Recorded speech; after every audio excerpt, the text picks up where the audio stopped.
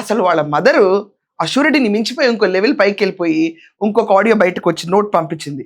ఒక్కసారి అదేనండి. సారీ, నీ బండి కొద్దిగా యాక్సిడెంట్ అయిపోయింది. అది ఫ్లవర్స్ కట్టారు,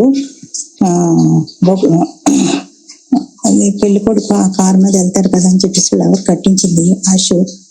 అదేమైందంటే డివైడర్ కి కనిపించలేదు, ఫ్రంట్ కట్టేశారన్నమాట. రోడ్డు కూడా కనిపించదు. ఆఖరికి ఆ అంకులు సగం తీసేసారు ఫ్రంట్ ది.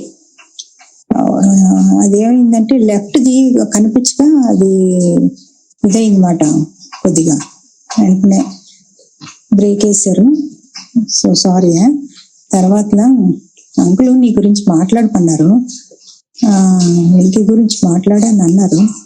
అంటే వెంకీ గురించి మాట్లాడాలంటే ముందు అశు గురించి, అశుని అడగాల.